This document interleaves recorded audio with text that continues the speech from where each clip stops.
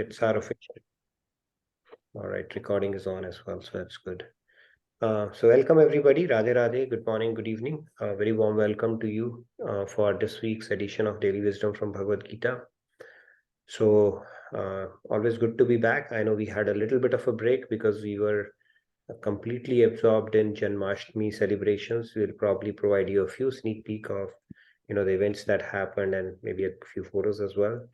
Hope you have been enjoying these events virtually with us, if not in person. But yeah, we had a pretty good celebration spanning over 3 to 4 days with different events that took place, which culminated with the Krishna Janmashtami Leela that we did yesterday. So you can always catch up all the stuff that happened on Facebook and our Insta handles and over the YouTube, because our video team works very hard to put together, all that happens here. So welcome again. Good morning, good evening to all of you. We will get started by invoking the blessings of God and Guru like we always do. So I'm going to get started with our opening prayers. Gurur Brahma, Gurur Vishnu, Guru Devo Maheshwaraha, Guru Sakshat Parabrahma, Tasmai Shri Guruve Namaha. Vasudeva Sutam Devam Kamsa Chanuramardanam Devaki Paramanandam Krishnam Vande Jagadgurum. Krishnam Vande Jagadgurum. Radhe Radhe, morning, good evening, everyone. So let's get started. We are meeting after a bit of a break. So if you're new to the session, we'd love to hear from you and more about you. You can always fill it in the feedback tracker or raise your hand and introduce yourself. A very warm welcome to all of you. So let's get started. So we have been talking about Karam Yoga and talking about the Karam Sanyas, how it differs from Karam Sanyas as well. So this is the topic we have been talking about Karam Yoga in great detail. And then we brought in the Karam Sanyas aspect of it. How is it technically different from Karam Yoga? And today we will conclude this discussion by going a little more deeper into this concept and hopefully peel more layers around it as well and take some of the discussion, good discussion we'll have around it to make sure we are not carrying any stereotypes around our understanding of this particular concept. So I'm going to recite the shloka and then you're welcome to follow along. We are using shloka 5.1 and 5.2 for this to drive this discussion. Typically we go in sequence and we are on 4.21. I think starting tomorrow we'll pick up on that. But regardless, we go back and forth so that we understand all the key concepts and nothing is left behind. So I'm going to recite it. You're welcome to follow along. Arjun Uvacha Sanyasam Karmanam Krishna Punaryogam Cha Shansasi Yachreya Etayorekam Tanme Bruhi Sunishchitam. You can take a few hands. Radhe Radhe Shyamji, please go ahead. Radhe Radhe Shyamji. Radhe Radhe. Arjunuvacha Nyasam Karmana Krishna Punaryogam Cha Shansasi Yachreyetayorekam Tanme Bruhi Sunishchitam. Radhe Radhe. Radhe Radhe, very nice. Thank you, Shyamji. Okay, we can take maybe a couple more hands. We have one more shloka too. Dineshji, Radhe Radhe, please go ahead. Radhe Dineshji, good to see you back. Welcome back. Yeah, Radhe Radhe. Arjun Uvacha Sanyasam Karmanam Krishna Punaryogam Cha Samsasi Yacheya Etayorekam Tanme Bruhi Sunishchitam. Radhe Radhe. Maybe we can take one more hand on this, and then we have another shloka that is going to answer the question. Yes. Radhe Radhe Uday Kumar ji. Please Radhe go ahead. Radhe. Radhe Radhe. Arjuna Uvacha Sanyasam Karmanam Krishna Punaryogam Cha Shansasi Yachreya Etayor Ekam Tanme Bruhi Sunischitam. Radhe Radhe. So in this question, so in shloka, Arjun poses this question to Lord Krishna. He says, "O Shri Krishna, you praised Karam Sannyas, the path of renunciation of actions, and you also advised to do Karam Yoga, work with devotion. Please tell me decisively which of the two is more beneficial." Now, Arjun is a smart inquirer, very smart student. He understands the philosophy, he poses a question, then he understands the answer, and then he asks him that, tell me unequivocally which one do you think is more beneficial. And the way he's doing it is making sure that all the questions that would stem in the generations to come are addressed. So he's basically being a very nice proxy for us, all of us. And he has left no stone unturned where you say, hey, by the way, you know what, Arjun did not ask that, or Krishna did not answer to that particular question. Everything is covered. So let's move on. Now let's look at Lord Krishna's response on this to take the discussion forward that we're going to have today. I'm going to recite it and then you can take the remaining hands.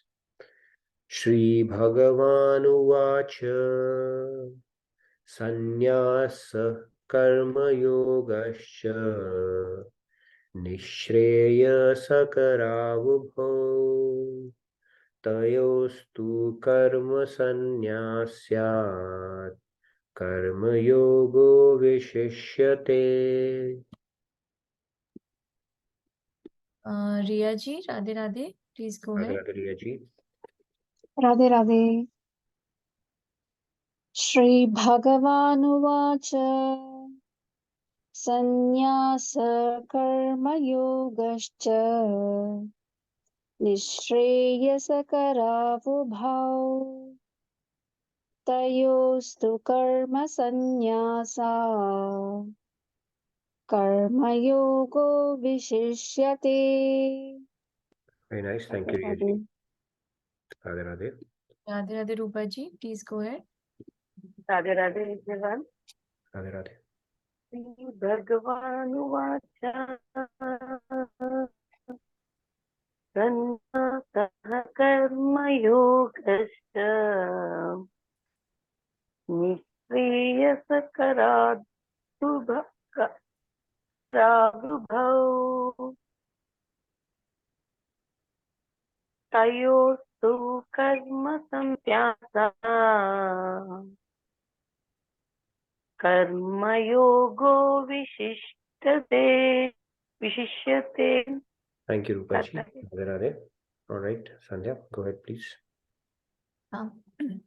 Shri Bhagavanuvacha Sanyasah Karma Yogascha Nishreyasakaravubhau Tayostu Karma Sannyasa Karma Yogo Vishishyate.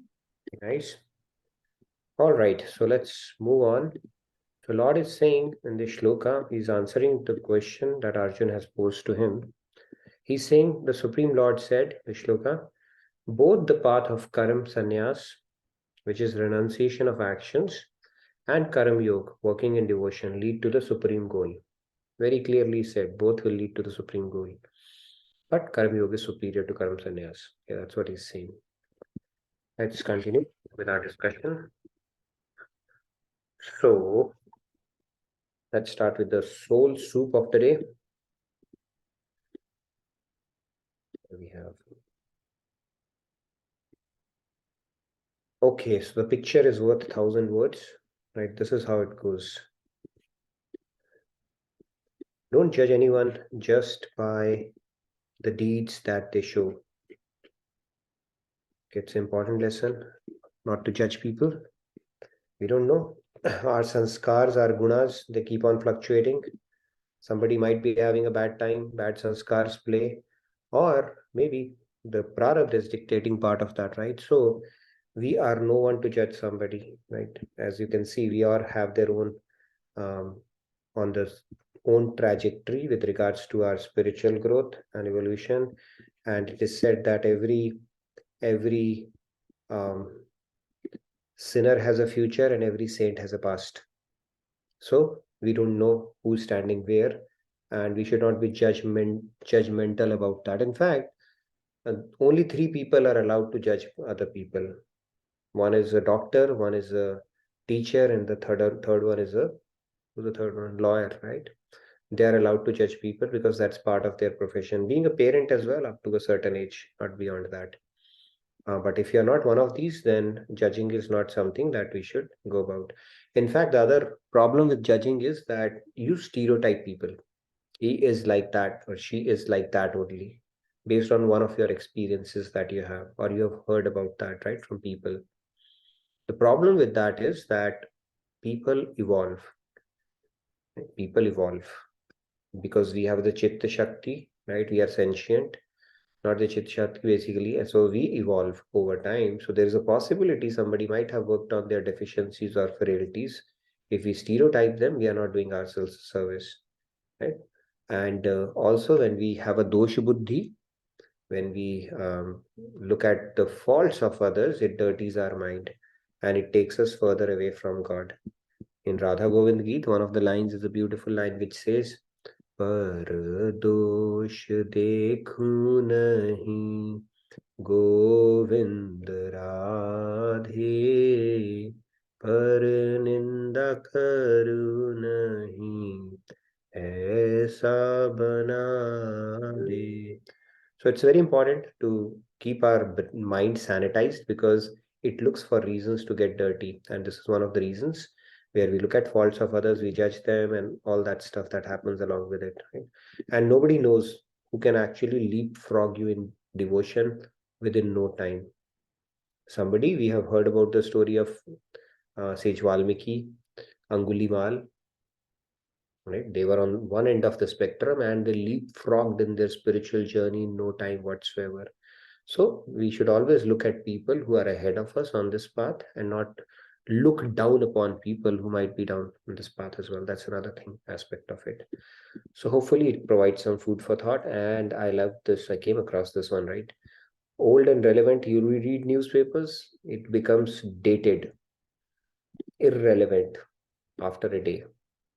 Bhagavad Gita, although it's 5,000 years old, yet fresh and relevant. It will continue to be fresh and relevant till the time, the human existence will continue. That is how relevant, fresh, beautiful this writing is. And we all are indeed fortunate to read this wonderful scripture on a daily basis, right? So we can actually think good about it. We are fortunate, I would say. And it does not happen without God's grace, of course, right? So we are part of his special grace because of which we are sitting and being able to read and contemplate on this precious knowledge on a daily basis. So with that said, let's get started with the topic of our discussion today. So we're talking about, let's do a quick recap. Types of actions from Karm Yoga we spoke about. So you can always have this framework in your mind. Hey, am I doing this action purely objectively with my mind and intellect? Or am I getting implicated in this action where I have my mind and intellect, of course, but now sense of attachment is creeping in? It's a good test for ourselves in every action that we do. Am I doing it just to the best of my ability using the faculties that God has given me? Or am I getting implicated in attachment, where I want to control the result, or I'm building an expectation, or if I don't get a particular outcome, it's going to make me disturbed. So that test we can always apply. It's simple framework. Two kinds of actions. There's no third kind of action, only two. So this is the very basis of, the Karm Yoga that we're going to talk about. So are we doing it purely, with our mind and senses, or we are getting that attachment component added to that thing? Because if you've added the attachment component, you've already violated Karm Yoga there. Okay. You've already forfeited the opportunity to purify yourself. And you have already engaged in a binding karma at that point. Because no matter what happens now, you'll end up doing binding karma. At best, you will end up doing good, right? You cannot go beyond good because you've already added attachment to it and you want to enjoy the fruit of it now. So becomes a binding karma, and you are away from karma yoga. You're already away from karma yoga. Okay, it is karma. At best, you can do karam or vikaram if you've added attachment to it. It's very simple principle. Let's go further. So that's where God says, Karam Yoga, the building blocks for Karam Yoga, we had 4 principles. Do your duty, do not concern yourself with the results. When are you concerned with the results? When you have brought in that attachment aspect to it, right? That just complicates stuff. And while it's the principle of Karam Yoga. Second is the fruits of your actions are not for your enjoyment. Bhog leads to rog. You need to have a yoga buddhi. It is for the pleasure of God. I will do it to the best of my ability for the pleasure of God. Okay, the fruits are not for my enjoyment. And when you do that, what you get in return is much higher than what you would have otherwise gotten, with the mindset of enjoying the fruit. Okay. The third principle is, even while working, give up the sense of doership, because that pride is a misplaced pride. And nothing is more unholy than building that pride that I am doing it and I am so and so, right? This pride has to be kept in check, because ego is the first thing to come and the last thing to leave. And this is a defect that takes us away from God. Ego, right? Kabir Das ji had said, right? Prem gali ati sankari is dhime dwe na samaye. Jab main tha tab hari nahi, jab hari hai tab main nahi. So main and hari are the street of our heart is so narrow that either I can exist or God can. God says, no, I'm not going to coexist in that. So we need to gradually work on that aspect and not inflate our ego. Put it in check, keep it in check with proper knowledge, because our ego will rear its ugly head without any warning. You will not even know, and you've already taken a credit. Oh my God, how great I am. Okay, so let's keep that in check. And the fourth principle was, do not be attached to inaction. Inaction means don't run away from your responsibilities under the pretext of spirituality. There cannot be anything more ruining for our spiritual journey than turning away from our responsibilities and thinking, okay, I'm going to become a sannyasi and chill out after that. No, that's not the way to go. Don't procrastinate. Don't be lazy. Don't run away from your responsibilities. These are the 4 principles we have to adhere to comply to be in compliant with Karma Yoga. Okay, you have to be in compliance, right? That is the 4 principles. Then we spoke about Karam Sanyas. Right? So the question that Arjun has posed is to know which of the 2 is more auspicious for him. This is the question that we have been trying to tackle. Renunciation of actions or working in devotion. So let's understand. So Karam Yogi. See, this is a very interesting concept. Karam Yogi, you can keep on peeling layers on this concept, right? So we'll try to peel one more layer on it, which you can think deeply about. Karam Yogi is spiritual duties, person who does, plus social duties they do as well. So they do both kind of duties. The key is their mind is engaged in God, right?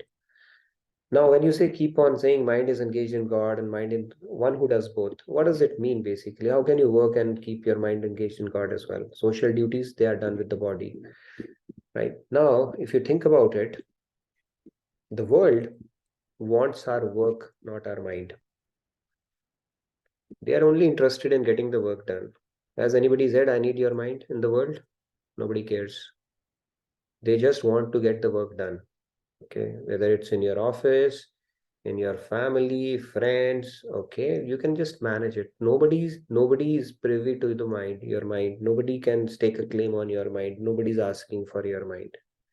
Okay, that is a different thing. You don't like me, don't love me, all that stuff is fine, but you can put on an act there as well. Nobody will get to know where your mind is. This is how world is, right? They are only interested in getting their work done, not your mind. Yes, Prabhat, you had a question? Yeah, Radhe Radhe. Yeah, rather Oh, sorry. there are some relations in which people expect you to, think about themselves, or even though they also have, feeling of jealousy. Like if you are thinking about some spiritual stuff and they know that, then they also have some kind sort of jealousy that you are not thinking about me or something. So these things also come, right? True that these things happen, but then you are not smart enough if they are coming to know that every time what you are thinking, right? So you need to be tactful about it.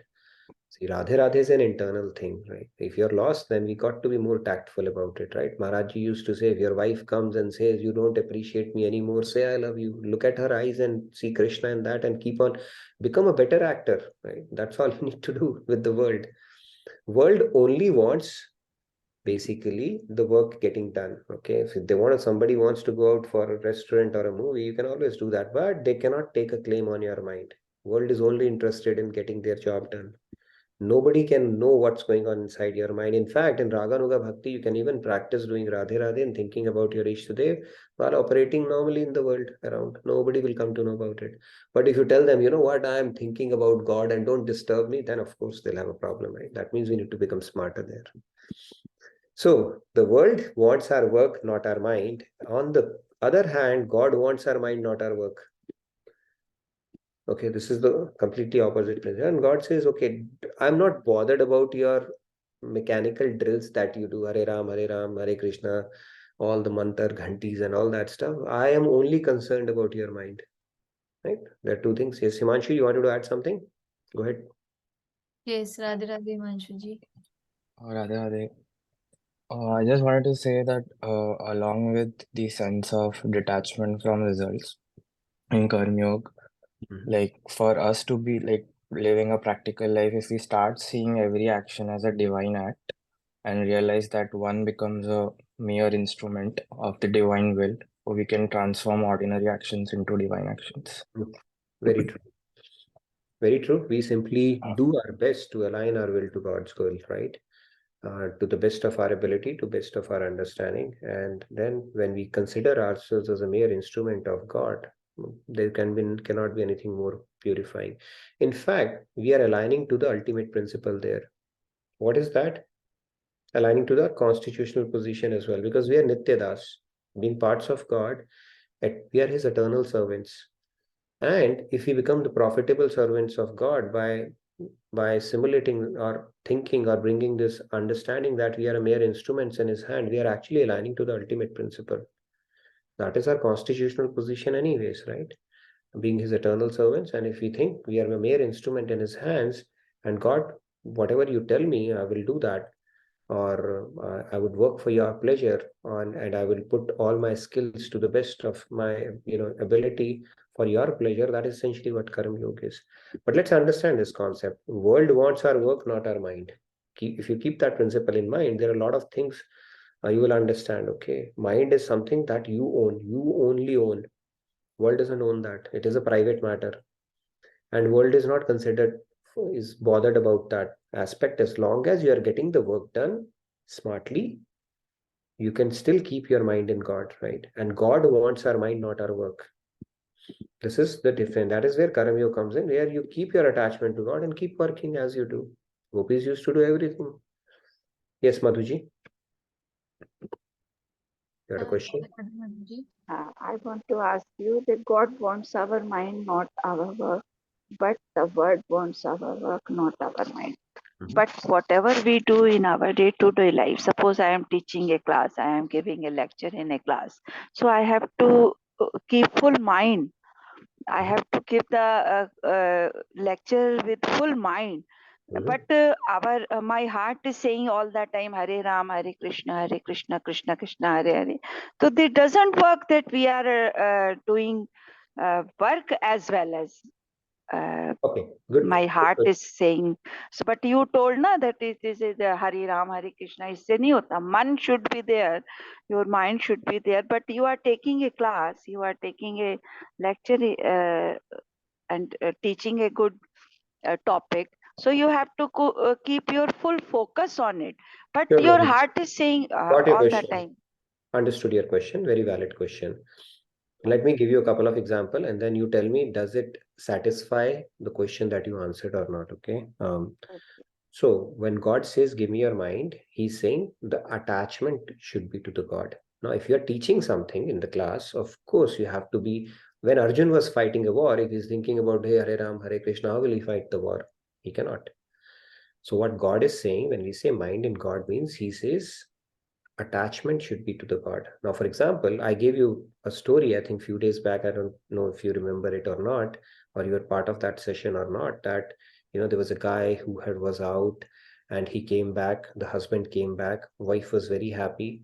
So she prepared all the delicacies, vegetarian delicacies for him that he missed out on the trip that he was on. So she cooked it, very nicely so that he can enjoy a hearty meal after a long break that he was coming back with. When she was cooking the food, her mind was in husband. Okay, he's coming. So he's doing the work. It's not like because she's thinking about her husband, her work will take a dip, or she's not able to cook. She put sugar instead of salt and vice versa. No, she did a perfect job. And when her husband ate the food, he said, wow, I relished it thoroughly.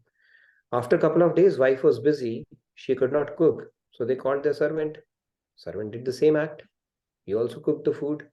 He did it to the perfect, as perfect as he possibly could. And when the husband ate that food, or the master ate that food, he said, yeah, I relished it thoroughly. Both of them cooked it nicely. So the output of their activity did not suffer, but their attachment was different. While the wife was attached to the husband, the servant was attached to his own kids, because when he went back that day, he said, you know what, master made me work so hard, wish he had prolonged his vacation. Although his attachment was to his kids, he could still work. So God is saying, I need that attachment. Your mind should be riveted because you're doing it for his pleasure. You don't lose out that part. And that is where we need to get better at, as opposed to having our attachment to our family members, or I'm going to enjoy my next vacation after I complete this activity, or I'm going to party with my friends and all that stuff. On Fridays, people are working. They'll complete their work, but they're always thinking, okay, I'm going to go to TGIF and enjoy drinks with my friends. Or over the weekend, I'm going to play golf.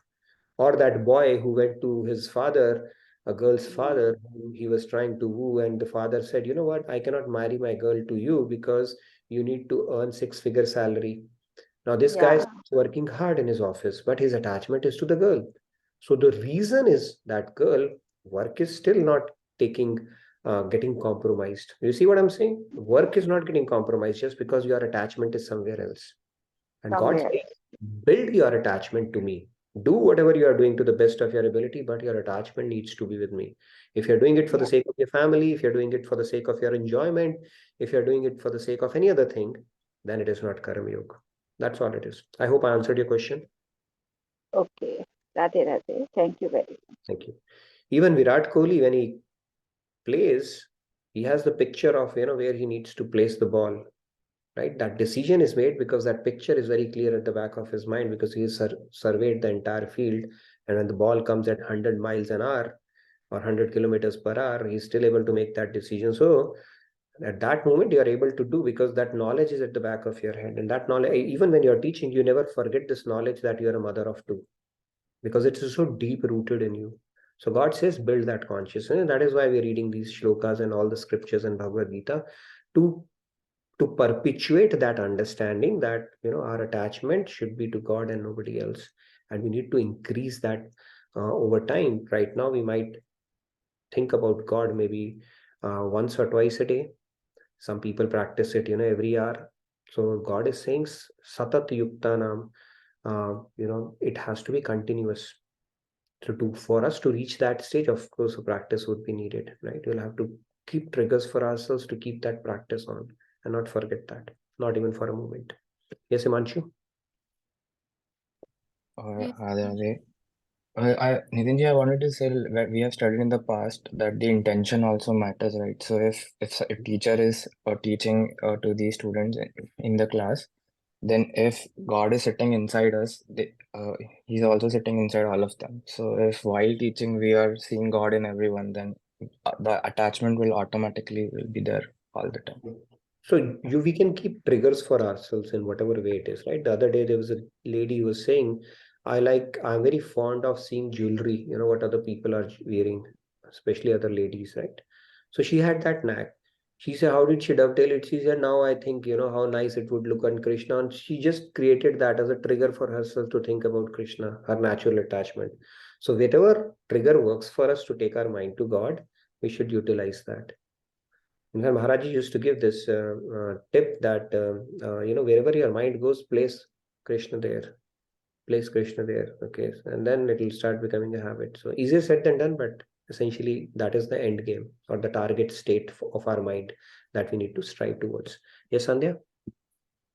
There are two comments. One is from Ganpriya ji. She's saying subconscious competence. So basically, we need to reach at that stage, I guess, with respect to Subconsciously, where it's there at the back of our mind. We don't have to put a conscious effort for it. But right now, what the stage that we are in, we are doing conscious competence we are trying to acquire to remember God always. It's a conscious effort we have to put.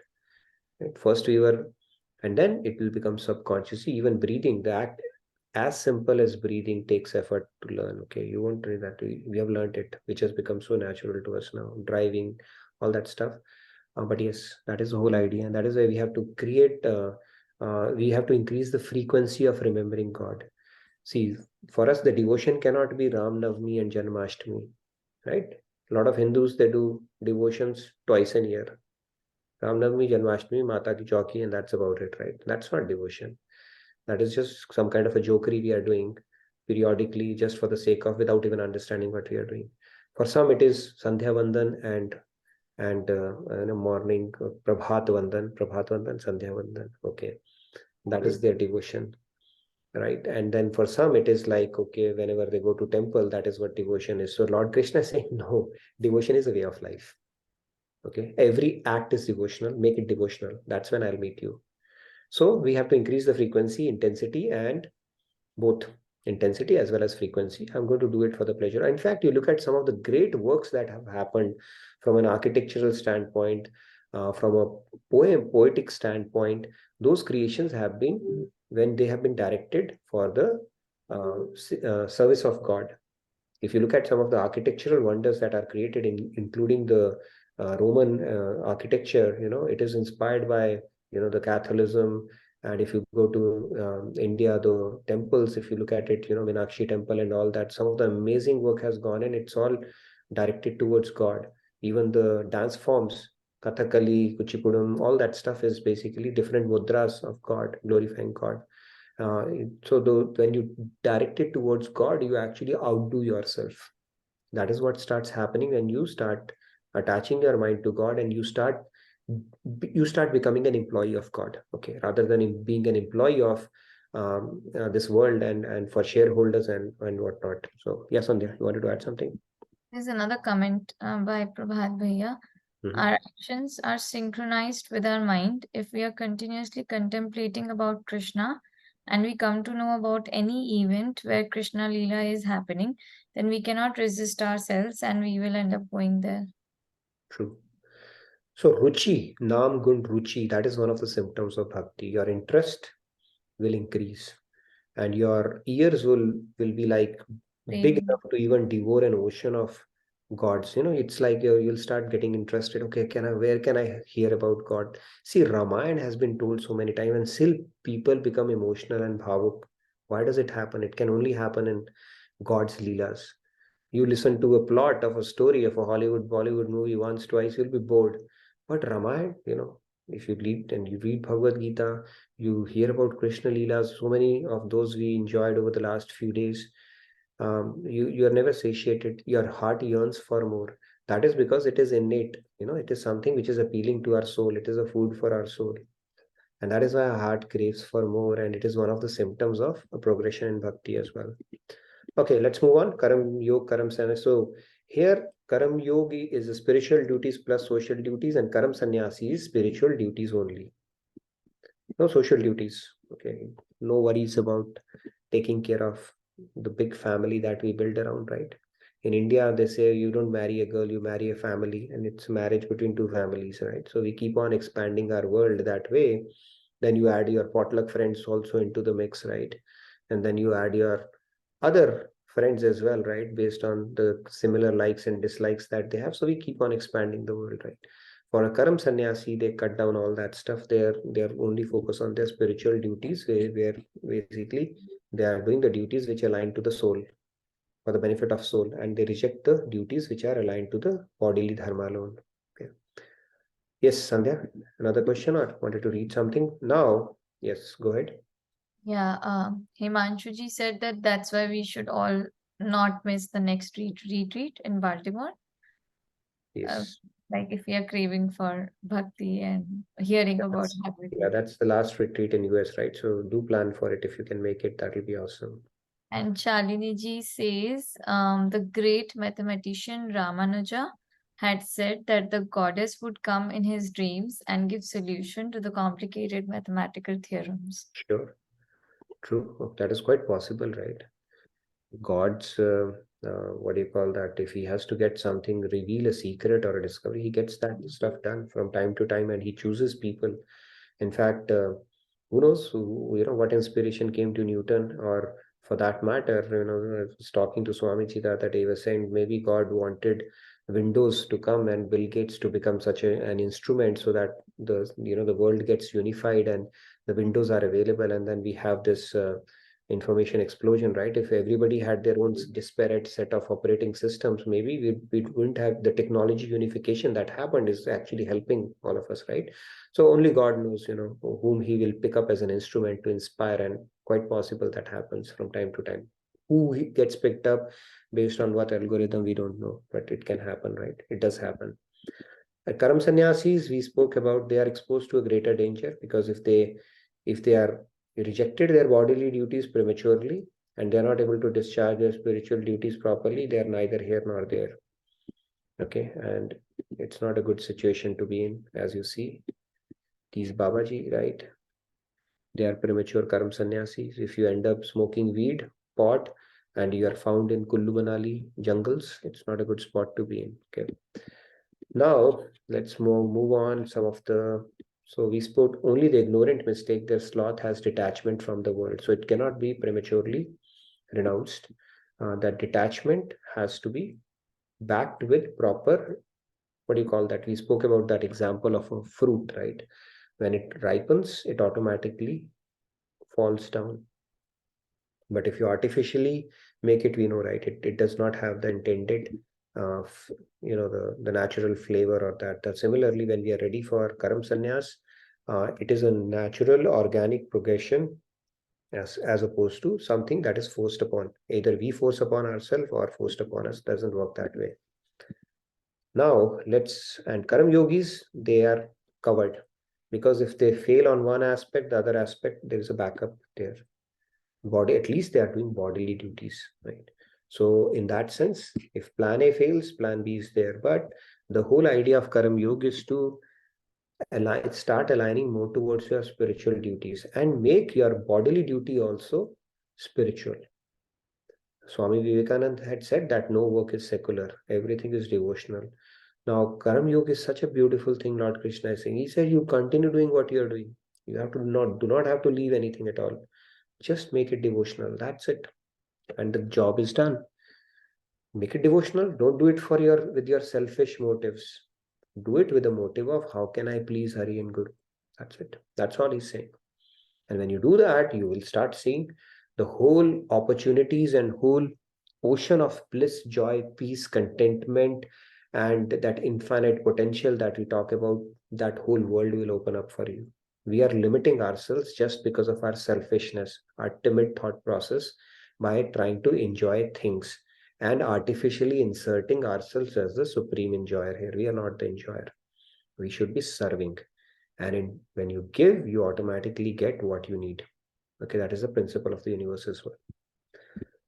Okay, so now let's check on some of the key concepts between Karam Yoga and Karam Sannyas. I'm going to pose some questions and we'll have a bit of a discussion on these concepts. We have time, so I would like to hear from participants. The first question, that is Karam Sannyas easier path than Karam Yoga? Okay, let me pose all the questions, okay, in one shot rather than going one by one. Do you have to be married to be a Karam Yogi? Okay. Is one of the paths faster than the other? Are Karam Yoga and Karam Sannyas mutually exclusive? You are either Karam Yogi, Karam Sannyasi. It's like black and white. How do I know if Karam Sannyas is my calling? Is the end goal of both paths same or different? Or different? It's a typo. I posed all the questions. anything anybody can relate to and wants to answer or have a discussion of, I'll open it up, because it's important we understand this, because we have spent a lot of time on this concept and we don't want to walk away with something partially understood or confused understanding, because it's important we really understand these concepts. Yes, couple of hands. Preeti ji, please go ahead, and we'll come to Sandhya. Preeti ji. Radhe Radhe everyone. Radhe Radhe. Yes. The first one, Karma Sannyas minus social responsibility is easier path than Karma Yoga? No, it is not. It is not. I mean, Karma Yoga would be more difficult. Do you have to be married to be a Karma Yogi? Not necessarily. You can be whatever, married or not married. No, one path is not faster than the other. It is how your devotion is, at what stage your devotion is to attain God realization. Are they both mutually exclusive? Give me some time. Give me some time to answer this question. How do I know Karma Sannyas is my calling? Maybe my guru would help me know. It is not my calling, but if at all it is somebody's calling, probably the guru would fetch them a right answer. End goal of both paths, same or different? I think end goal is same. Okay, so you opted out of one question. That means 5 out of 5 you get. How much do you get? Do I know the Karma? I think you get 4.5. I'll tell you why 4.5. All right, great, very nice, Preeti ji. I think you pretty much nailed the concepts. Yes, let's hear. I see a few more hands. Sandhya, you wanted to go next, and then I would encourage you to turn your video on if you can. But regardless, we will. Yes, go ahead. So the way I understand it is like, as I was mentioning that day, it's like a Venn diagram. Karma Yoga is the bigger circle, and Karma Sannyas is a subset within it. So only difference is internal software is same in both the cases. Only the kind of external actions that you can do in Karma Yoga is vast, kind of includes anything and everything. But in case of Karma Sannyas, it's limited. It is just directly working in the service of God. But so that being said, I don't think anything makes it easier or difficult, because internal thing is what is important, and that is same in both the cases. So the speed also is not going to be really, you cannot predict it if it is going to be faster or slower. And of course, you don't have to be married for marriage is again an external thing, so it's an internal factor. So they are not mutually exclusive. One is within the other, so they are not. And that Preeti ji also said, Guru will help, but I think as you mentioned earlier as well, we will get that conviction through divine inspiration that yes, now I'm ready for Karma Sannyas. Of course, Guru will inform us whether we are eligible or not, but that internal conviction, I think, also will come at some point of time. And end goal is same again, because the internal software is same. That's it. Good. Yeah. I think you brought in your doctorate dissertation to this whole thing and the postdoc mindset as well. So good, comprehensive responses. Yes. I'll get to each one of these. Let's hear from Wayne, and then we'll get to Prabhat and then Manoranjan ji. Yes, Wayne, go ahead. Radhe Radhe, Wayne ji. Radhe. Radhe. I'm going to answer these questions, and maybe it'll take care of it, because I have a question to my situation. Question to anyway, a question, huh? All right. I'll just go through the questions, and maybe that'll answer it. Sure. Is Karma Sannyas minus social responsibility easier than Karma Yoga? Well, I think it depends on what stage of life you're in. If you're very young and you try to just quit working and spend all your time in sannyas, you're probably going to get real hungry. So I wouldn't think that's a good plan. But I'm retired, so sannyas, I'm not sure which I am, because I have I spend from the time I get up till I go to sleep in some type of devotion or seva. So but I still have responsibilities. How I own a home, so I have always something's broken, something needs to be fixed, and I have to do just daily maintenance. So I'm not sure where that counts. So It doesn't can't matter really actually. See, that's when answer we talk that. about, So I don't know which one I am, Karm, Sanyas, or Karm Yoga. yeah, I You think we have don't to have be, to think too much about that, which part we are in. We just need to bring in the right mindset to whatever we are doing. yeah. Param Well, Sannyas okay, would that's be good. a little official in that sense. We all do both. Okay, throughout Yeah. Okay. our lives. Don't get into labels. Okay. Don't get into I'll labels avoid. too much. Got it. Karam Sannyas Oh, becomes a little more official. Karam Sannyas, true Karam Sannyasi like Swamiji, who's having saffron. You don't have to wear saffron for that either. But then we all do all, basically it's a shade, it's a gray thing, right? We all do Karam Yoga, Karam Sannyas throughout our lives. The proportion of except those guys. and if a Karam Sannyasi also is doing Karam Yoga as well, by that matter, from that Okay. sense. So there's a big, Except the guys that sit and do nothing and smoke pot all day long. They're not. They don't do much work. I don't. yeah. And yes, the key So thing is that speed we cannot say, right? It's like a Karam Yogi, Karam Sannyasi, it doesn't matter. It's like there were two guys who were walking, okay. going to the Badrik ashram, and this guy said, how much time will it take me to reach up there? So other guy did not respond back. The sadhu, the sage whom he asked this question, did not respond back and kept on walking. And after 1 hour, he said, it will take you 7 hours to reach there. He said, why did you not answer this question 1 hour before? I asked you so back. He said, for the 1 hour, I was checking your speed. It is 14 kilometers. You are walking at 2 kilometers per hour. So it will take you 7 hours. So it really depends on our speed. Right? Regardless of whether you are a Karam Sannyasi or a Karam Yogi, whichever your predominant activities are, right? Like, doesn't matter. The speed that you still is going to determine your, how quickly you reach. End goal is same for both. And like I think Sandhya was talking about Venn diagram. Yes, it's kind of Karam Yoga encompasses a broader bubble. Karam Sannyasi has a much more focused in that sense. But then the end of the day, the activities or the mindset that you bring to the activities that you do is essentially the same, right? Even if you are serving your family, your wife, your kids, you're not doing it because you think they are mine. You do it as somebody who have been endowed, you have been endowed with a responsibility to take care of them for the pleasure of God. You bring that mindset to it. So it doesn't matter at all at that point, right? Okay.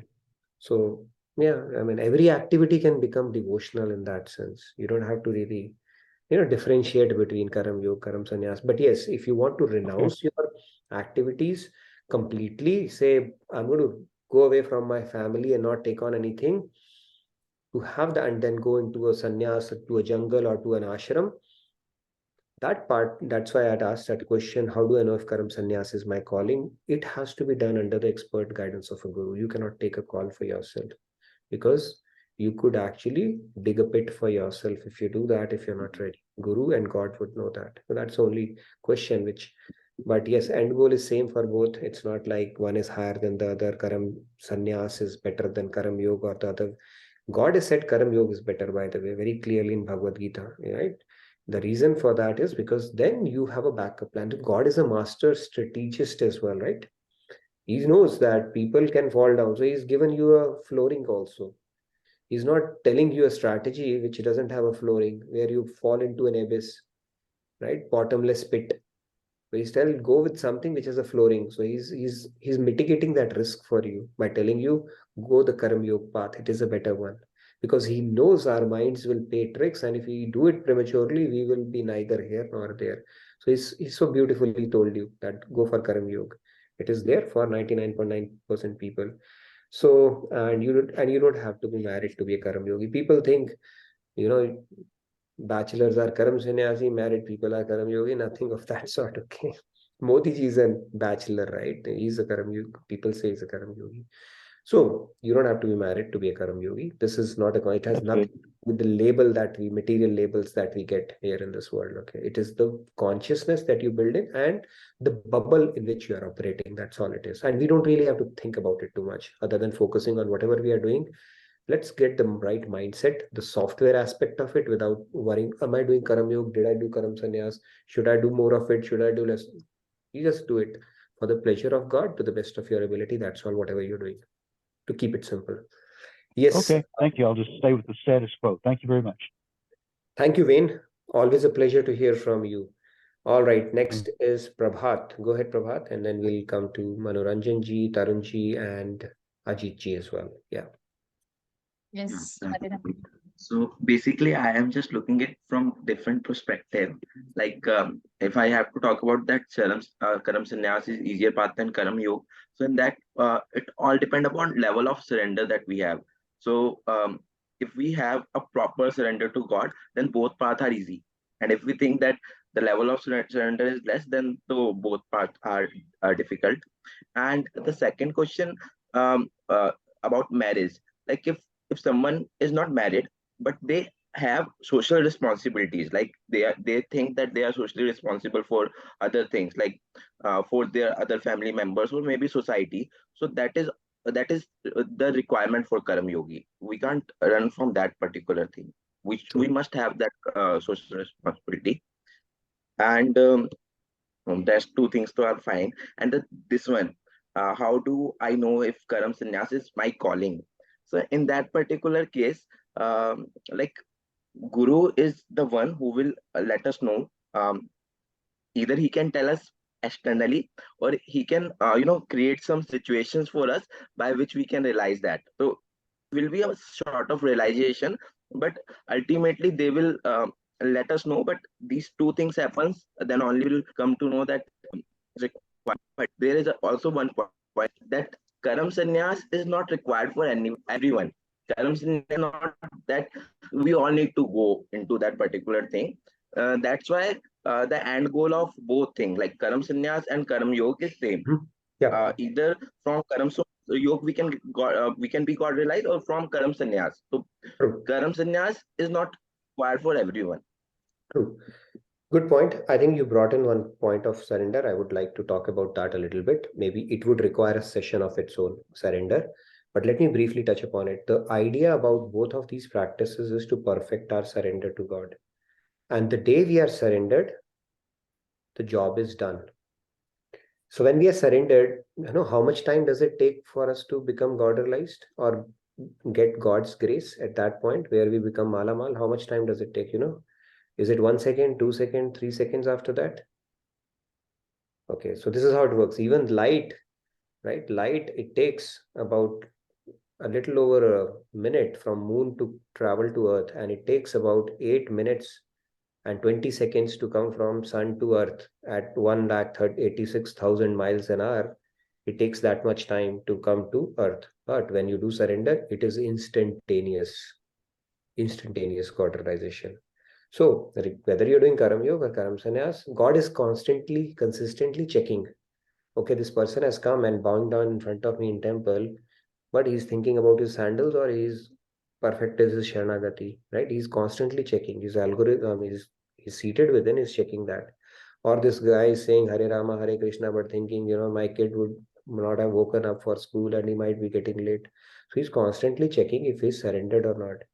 But I have a technical question. I don't know how it will work, because if, let's say, the dissolution is happening and at that time somebody surrenders, will God postpone the dissolution of taking everybody inside, or how will it work? I don't know. It's an edge use case, they say in IT, right? Edge use case, that I don't know. But instantaneous God realization happens the moment you surrender. And if you surrender at the time of Mahapralay, just when it is going to happen, I don't know what's going to happen. I'll ask Swamiji. It's a very borderline use case. But yeah, it's an instantaneous thing. We'll talk about surrender in great detail. So let's hear from who's next? Manoranjan ji. Go ahead, please. Yes, Manoranjan. Namaskaram to all of you. Yeah, actually, what we understand from the discussion, that it is said that karma sannyasi, those karma sannyasi actually. We can't hear you clearly, Manoranjan ji. I think it's just going back, and you may want to fix your audio and come back again, because Am I audible now? Better now.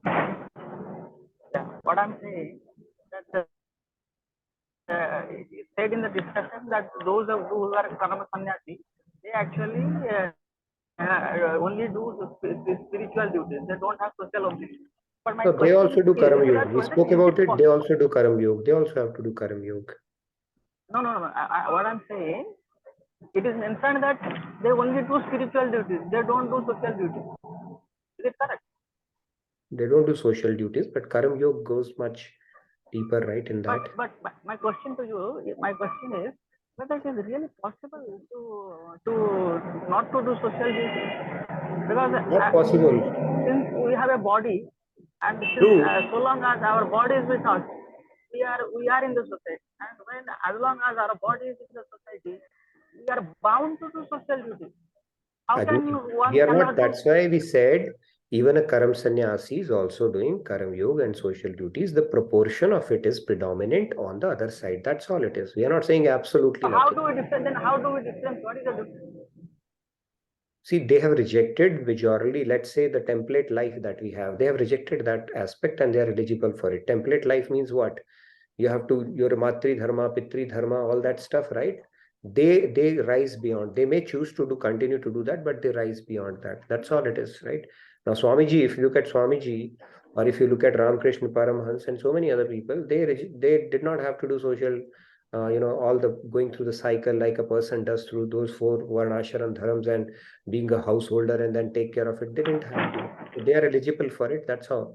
We don't have to get too, I mean, we are not going to do a doctorate on this one. I think at a theoretical aspect, if we understand, predominantly they reject that aspect of it and they cater to a higher thing, right? If you look at Swamiji, he's doing the seva of Guru and God at this point, and he's not bound by any other duties. He may choose to, but he's not bound by it. And predominantly, his day would mostly go into those activities, and those are called Karam Sannyasis, right? So that's essentially what it is. By the way, there's a lot of background coming from your side. It almost sounds like a Kalki avatar is happening in the background. So you want to check out and get the audio fixed. But yeah, we'll come back to that moment.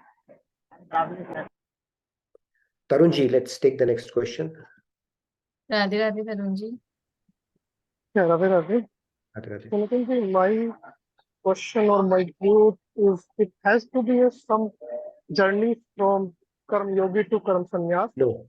In a way, if a person has to do his social responsibility, but if he keep doing all the life this, then naturally means yes, we should practice the Karma Yoga with zero attachment, 100% attachment towards God.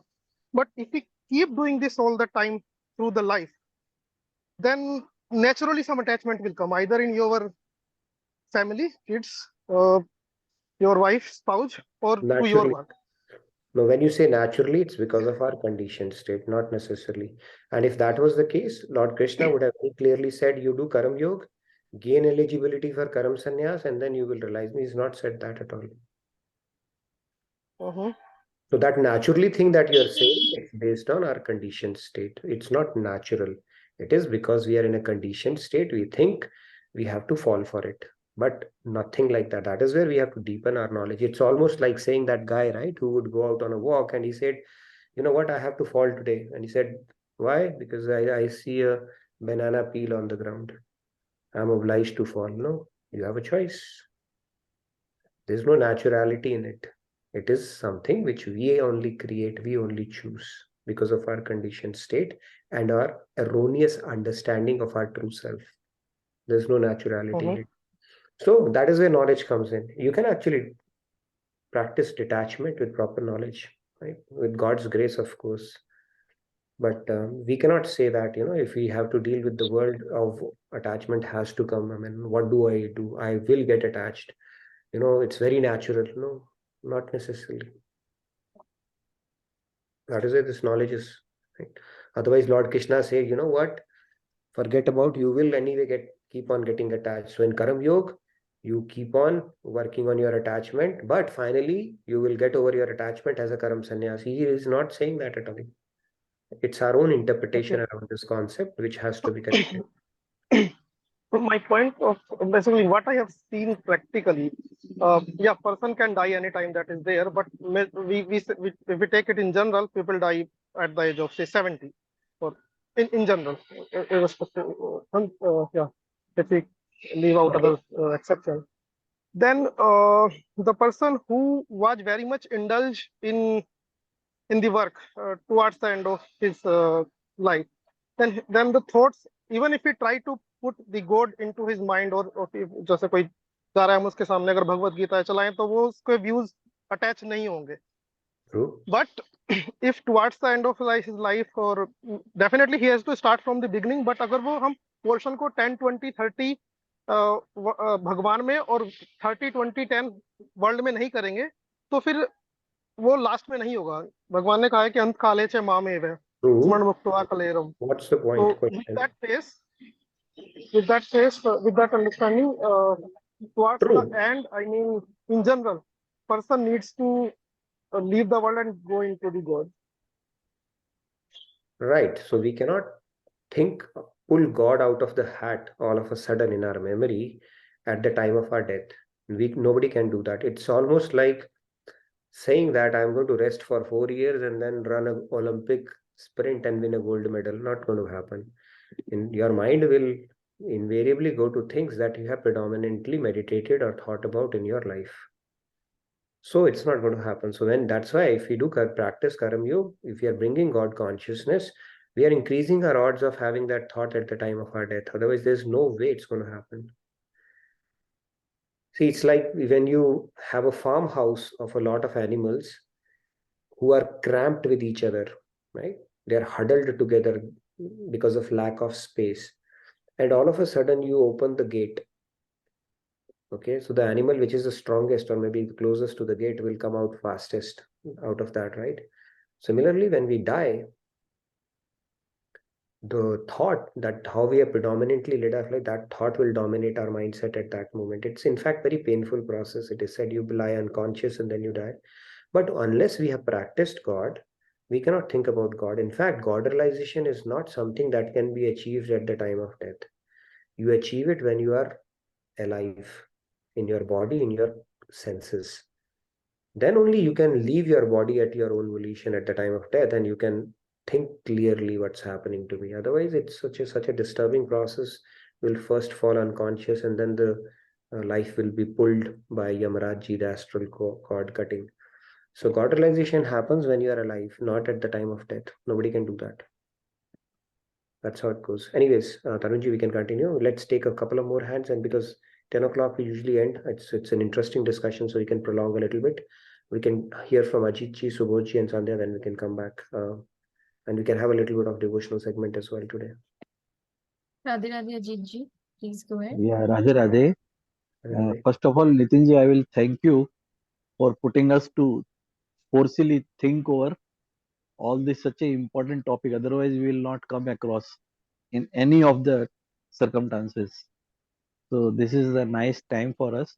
The first one query, Karm Sanyas is easier than the Karm Yoga. To my opinion, climbing over the hill or mountain directly, vertically, is a Karm Sanyas, and going through the circular way, circular path is the Karma Yoga. So you can find out the difference. Worshipping Nirakar and Sakar, the difference between Sakar and Nirakar, that is the difference between Karma Sannyas and Karma Yogi. Okay, we can carry this discussion. I'm sorry, Sorry, Ajitji. I think we lost his audio. Ajit. Yeah, No. Ajitji. Yeah, we can hear you now. But your slide, I am unable to see your slides. Actually, the second point was the for marriage, the speed of your Karma Sannyas will slow down if you get married. And the speed, the third one is also regarding the speed. So if you go through the Karma Yoga, your speed will be slower. And I think we are going to have Krishna as the facilitator on this interesting debate. I won't necessarily agree to it because Krishna would have very clearly stated otherwise, right? Not necessarily. Really depends on what you bring to the fore, right? I won't agree on that, but And regarding this Karm Sannyas and Karma Yoga, actually, after taking Karm Sannyas, you have to follow some of this social responsibility, like our Swamiji. He qualified for the IIM and IIT, and still he is serving the society. So like that, unless until you pass through the examination, you will not get the proper qualification. So that is the difference between Karm Sannyas and Karma Yoga and marriage and bachelor. That while getting married, you are passing through the examination. You have to pass through the examination to qualify for the Karm Sannyas. Fair point. Again your slide has wiped out. Actually, I am not able to see the slide. Okay, I think you made your point, Sajitji. Understood. We can continue this discussion. I want to give a bit of time to Sandhya for the Seva announcements and something interesting that she's going to show us. But you brought in an interesting perspective. You have to first pass the test of marriage before you go to Karam Sannyas, right? Kind of an interesting take. Okay. I would like to hear it from bachelors. Okay. Why would they avoid that test? Okay. But yes, let's hear from Sandhya. You want to do that, and then Subodhji will come back to you. Wanted to show something, and then we can do those announcements as well.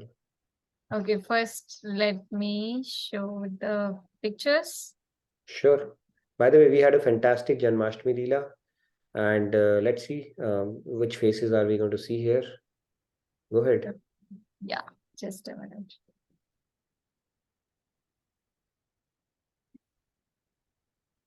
Okay. A minute is over. Yeah, and I've shared. Okay, right. Oh my God, this is Krishna. I guess people can identify the faces. We have Krishna, Draupadi, and Yudhishthir here, and two of us who are not really acting, but just taking advantage of being known to them, I guess.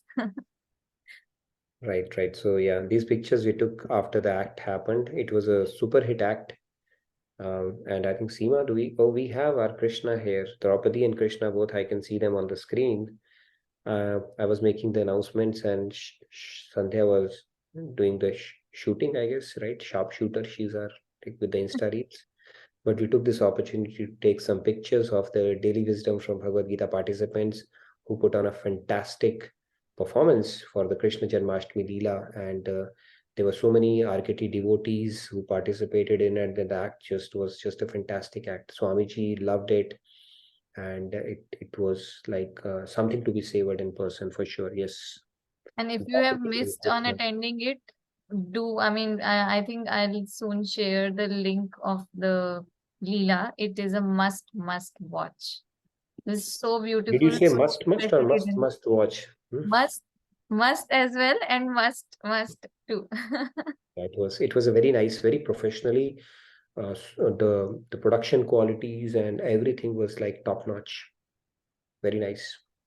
All right. Do you want to say something? The participant. Yeah, I have spotlighted them. So Monica ji and Laddu ji, if you want to say something about your experience.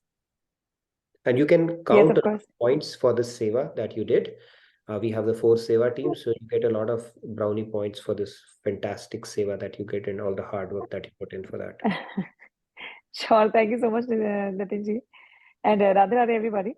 The experience was fantastic, to be honest. You can actually make out from my voice because we were not shouting on people, we were shouting out of joy after that happened. Because after the Leela was over, Swamiji came over and said, in fact, Nitinji also highlighted the same thing, that we did not have to ask Swamiji to come on stage and talk something about it. He just came on the stage and said that in our culture, more than people lecturing or telling stories, a depiction of Leelas and showing that is something that has been part of our culture since since eons. So Leela was something that he always wanted, some in-house production, and probably that is something that came out nicely in Krishna Leela. I also wanted to share, I don't know, I was thinking about it. I don't know, Nitinji, how did you know that you allowed me to talk here? But the experience itself was very nice. But then some of the things that participants also noticed and did not have an answer about was, we were waiting for like props. When I said props, it's something. So in the Leela, we were showing, that Ambar Avatar, where we were actually looking for the longest sari. I was asking for red sari from everybody so that I can stitch it and then show. And then it so happens that we just have like 2 days left for the Leela, and then we had lots to prepare. But somehow we just find one long, shiny, decorated cloth which can be used as sari by chance. And then we had one of the Maharas sequence where we had to show, Krishna being omnipresent with every gopi, and we were looking for more punks. And then more punk got, I think we ran short of it, and then we just somehow found 3-4 more punks just lying there. And this is just two of the things that I'm telling you. There were like multiple incidents, and I was just smiling because when I came into, started practicing and came on this path, Nitinji told me that you have to get used to miracles here. So just few things there, right? But and also our Leela's last part was not choreographed till the very end. But one of our participants only choreographed it, and it came out so well. Nobody could actually found out the flaws. So it came out very well. It was like a divine experience and something that just got kick-started and will continue this forever now. Where is thank you, everybody. Chikki Kavita? I think you should be on the screen as well. So there's beautiful audio visuals that were created, and we had our Kavita, that Chikki, okay, the one who plays with my name, by the way, in Kahoot, okay. So she put in a lot of hard work, and amazing. The final product that came out was just superb. Swamiji actually rose from his seat and came to compliment the entire team after the act was done, and he was very happy that we could, start doing the Leelas in house, such a top-notch production quality, and he was very happy. So they raised the bar, and it was just a beautiful act.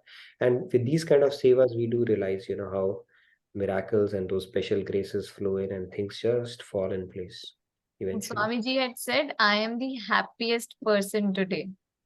Yeah. Right? That is the biggest, very, very big compliment. You can announce yourself or probably come on screen if you can. So that was what, and you wanted to show anything else as well, Sandhya? Seva scoreboard, or I don't know if Laddu wants to say something, or go ahead. The Krishna, you wanted to say something? The Krishna. Radhe Radhe Bhaiya, Radhe Radhe everybody. So I just wanted to say that I had a wonderful experience working with everyone there, and the best thing was that I did not get anxiety. That was the best part. It's because you've been having Krishna tea every day, okay? So you will not have anxiety anymore.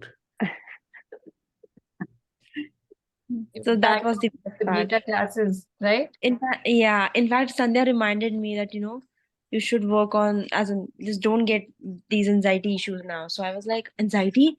Yeah, I'm not getting anxiety. So she reminded me. You get Bhagavad Gita tea every day. Okay. Good. Superb. Very nice. Awesome. Yeah, sharing the score tracker for the last week, and this time only 2 teams filled it. 2 teams haven't even filled it for the whole week. I can understand some of them were engaged in Leela preparation, so excused. However, cheers to the teams who were consistently filling their scores. So both the selfless team and the Vinamra team.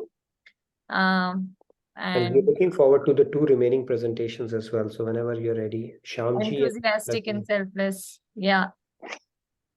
We will have great online presentations as well, right? We already had 2 amazing presentations. And I see a new face. Pratyusha has turned on her video. Thank you so much, Pratyusha. Where are you joining us from?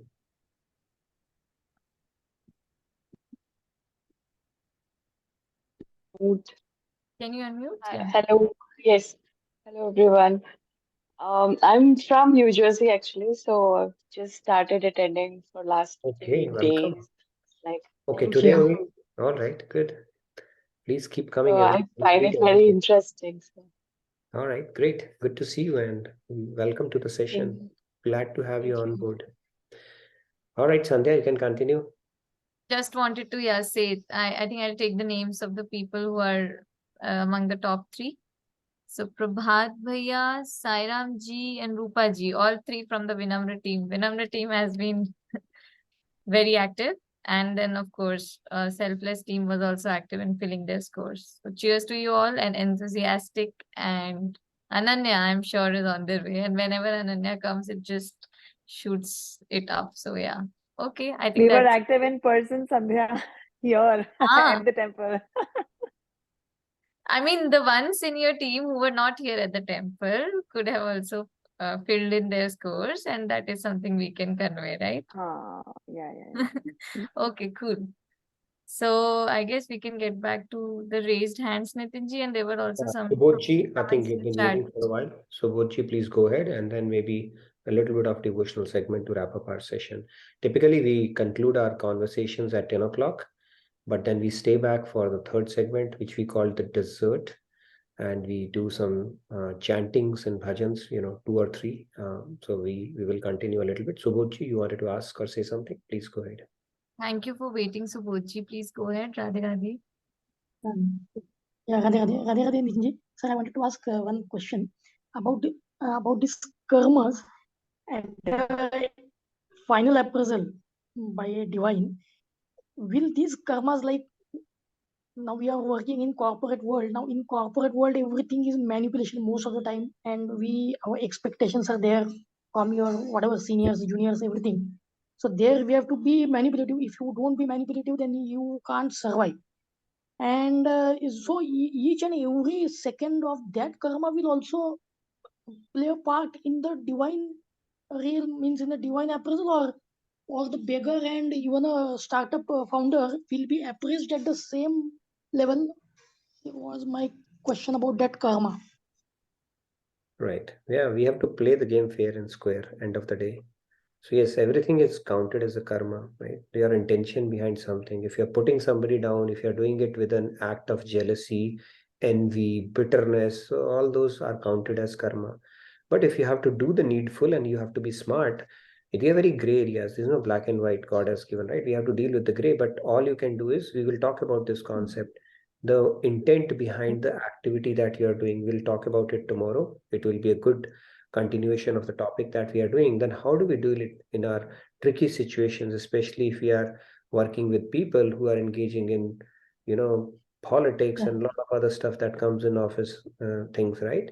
How do we do that? Yes. And what is it that we can control so that we are on the right side of the karma and we are not doing vikarmas more than karmas, right? So we can talk about that as well. But yes, end of the day, we have to play the game fair and square. And it's not like you have to lower your standards or value systems for you to be successful or to play the game fair and square. Let's talk about some situations. If you have, you can put it in the feedback tracker. We can bring it into sessions to say how do we tackle that. So if you want to fill it in the feedback tracker, maybe we can bring it as part of our discussion as well. But we are going to talk about another aspect that is something that we only control regardless of what we are doing, and that would be intention is what we are going to talk about tomorrow. Okay. Thank you. Thank you. Thank you. So I've posted the feedback tracker multiple times just now too. So please fill it in, and you can put in your questions, feedback, comments. Right. And just because she's posted it multiple times, you don't have to fill it multiple times, just once. It's okay, Nitinji, even if it gets filled multiple times. Sure. Okay. Do we have anybody for the chanting today? Maybe we'll take 3 hands. I have a hard stop at 10:30, so 3 hands we can take. Maybe I can go. Go ahead, Sandhya. I can do a bit of chanting as well.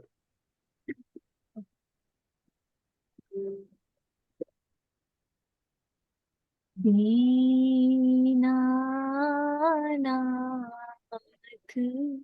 मोहि का हे बिसारी दीनानाथ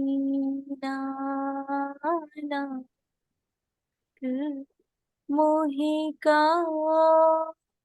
हे बिसारी हमारी बार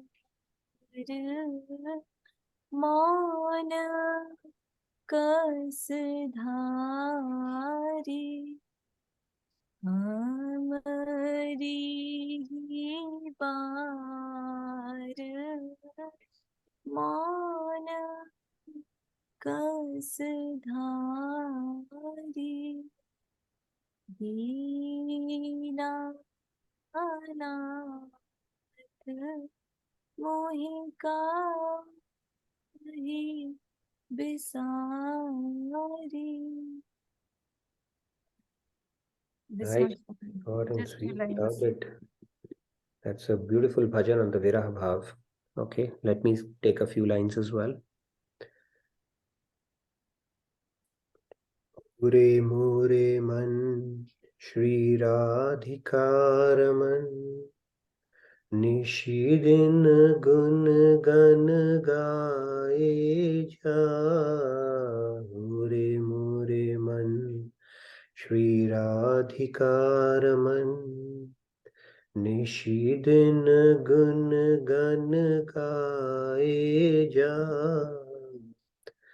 छिन छिन प्रेम बढ़ाए जा पल पल प्रेम बढ़ाए जा मोरे मोरे मन श्री राधिकार मन निशिदिन गुण गन गाए जा वह जीवन क्या जीवन जिसमें जीवन धन से प्यार न हो वह जीवन क्या जीवन जिसमें जीवन धन से प्यार न हो श्यामा श्याम मिलन हित नित प्रति नैनन नीर बहाए जा मन गोविंद गुण गाए जा मोरे मोरे मन श्री राधिकार मन निशिदिन गुण गन गाए जा. Thank you, everyone. Do we have anybody else? I think Swati ji is there as well. Yes, Swati ji, please go ahead. Radhe Radhe Swati ji. Yeah, Radhe Radhe. Okay.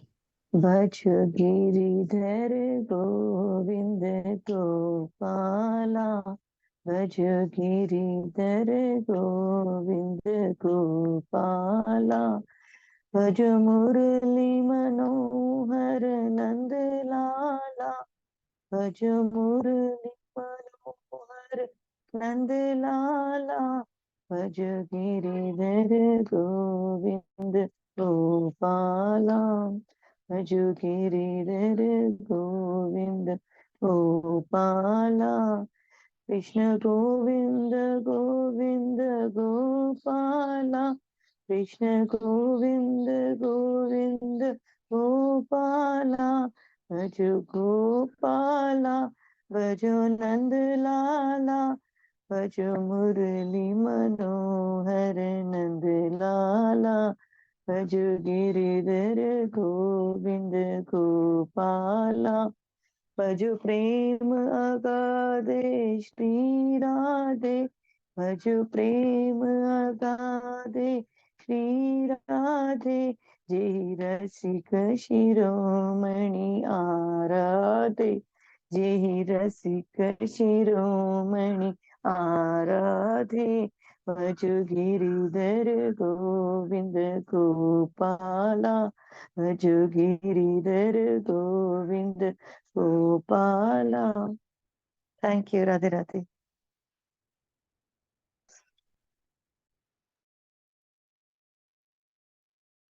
Nitin ji, you were muted all this while. We couldn't hear you. You'll have to repeat. Oh, beautiful, Swatiji. Very nice. I said Golabji will take you tomorrow. Sorry about that. I have a hard stop right now. I have a call that I have to take. So thank you so much, everyone. Radhe Radhe. I look forward to seeing you tomorrow.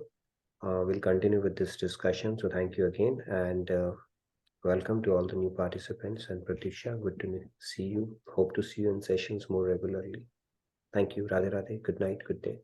Thank you so much, Nitinji. Thank you, everyone, everybody. Radhe Radhe. See you all tomorrow.